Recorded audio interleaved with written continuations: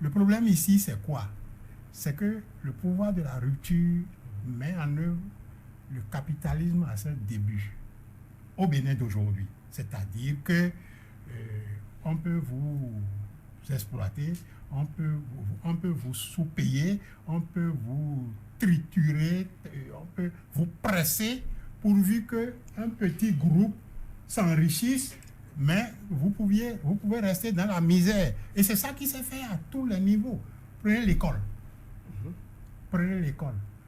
Les AME, là, que l'on surcharge d'heures et que l'on sous-paye en réalité.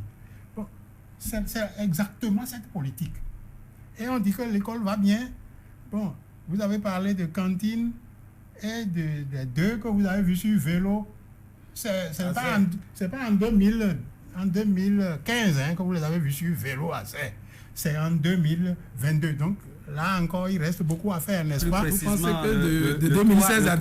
C'est cette politique-là qui fait que on sent que l'argent ne circule pas. Prenez le travailleur qui est au même niveau de salaire, ou même dont on a baissé les avantages, pour augmenter les avantages de ceux qui sont à des postes politiques dans les hautes sphères. Or, celui qui est au SMIC achète de la bouillie chez la vendeuse et fait tourner son commerce. Achète chez le petit commerçant. Mais celui qui est millionnaire, milliardaire, il ne va même pas à Topa. Il y en a qui vont à Dubaï pour acheter. Donc, il ne faut pas tourner l'économie, en réalité. Il ne faut pas tourner l'économie. Ils amassent à un pôle et ils ne font pas tourner l'économie. Et on ne sent pas effectivement que cet argent...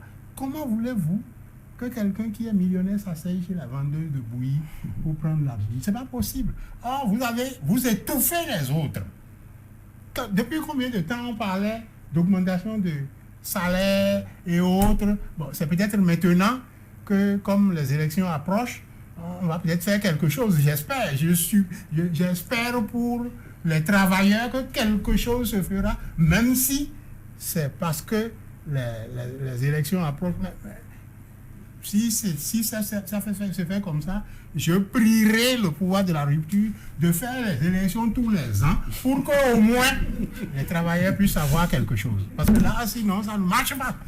Vous voyez, ceux-là qui sont étouffés, les gens que vous avez licenciés en fermant les entreprises, ceux qui sont à la maison, là, ils sont comment?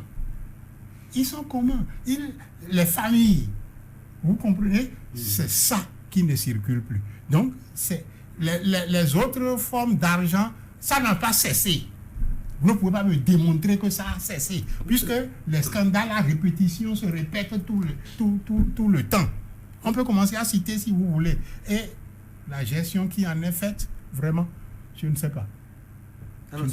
Mais ce que nous allons demander, c'est de faire en sorte pour que les activités génératrices de revenus, parce que les microfinances, les microcrédits à l'époque permettaient à nos femmes de faire assez d'activités génératrices de revenus pour subvenir à leurs besoins, parce que quand vous prenez le consommateur, il a droit à l'information, il a droit à l'éducation, il a droit à la santé, il a droit à un environnement sain, il a droit à la réparation des torts. Avec tout cela aujourd'hui, c'est difficile parce que ceux qui allaient venaient et avaient le minimum pour se suffire, ce n'est plus le cas parce que on ne peut pas dire tout de go que tout est mauvais, mais seulement qu'il y a certaines lignes qui ont été coupées ou calmement ont disparu, ce qui a fait qu'aujourd'hui nous sentons plus la chose. Le chef de l'État en est conscient. C'est pourquoi il a dit au cours de son second mandat, ce mandat sera placé sous le hautement social et nous espérons que ce hautement social va prendre corps.